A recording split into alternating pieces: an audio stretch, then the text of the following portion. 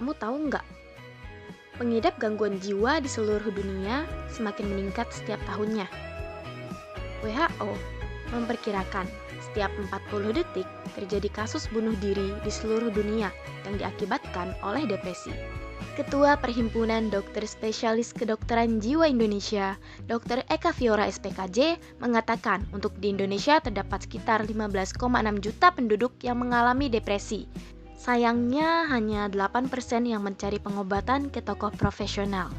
Masalah jiwa yang tidak diobati dengan benar sering menjadi lebih buruk dan bahkan memiliki efek negatif, seperti sulit untuk pergi bekerja dan sekolah, memiliki hubungan yang baik, dan meningkatkan risiko bunuh diri.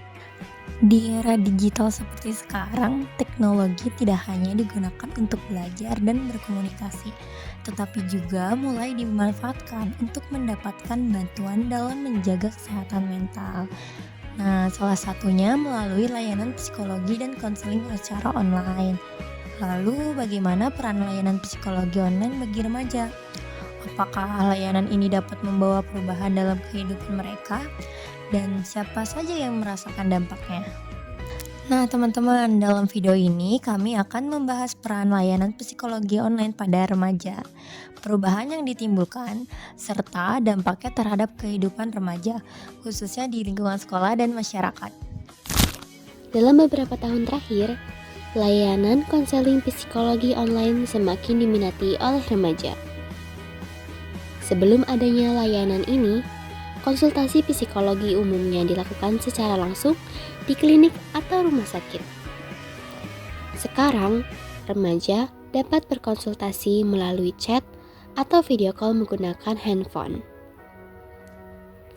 Perubahan ini terjadi karena perkembangan teknologi dan internet yang membuat layanan kesehatan mental menjadi lebih fleksibel dan mudah diakses. Perubahan sosial ini berdampak pada berbagai pihak. Remaja menjadi kelompok yang paling terdampak karena lebih mudah mendapatkan bantuan profesional tanpa harus datang langsung.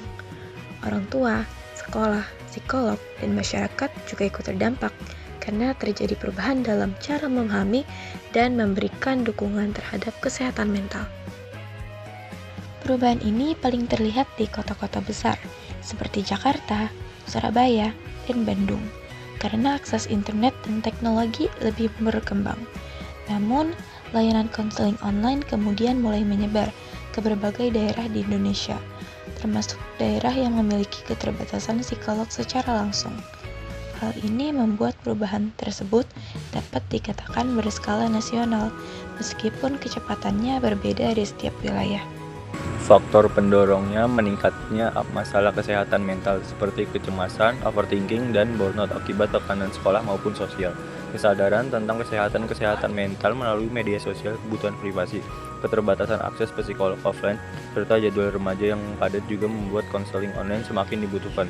Sementara itu, faktor penghambatnya meliputi koneksi internet yang tidak stabil, keterbatasan komunikasi nonverbal, keamanan data, ketidaksesuaian layanan untuk semua kondisi, serta perbedaan regulasi.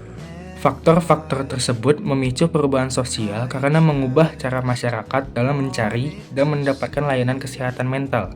Teknologi membuat layanan lebih mudah dijangkau, sementara meningkatnya kesadaran membuat masyarakat semakin terbuka terhadap bantuan profesional. Dengan demikian, konseling psikologi online bukan hanya perkembangan teknologi saja, tetapi juga bentuk perubahan sosial dalam cara masyarakat memahami dan memenuhi kebutuhan kesehatan mental.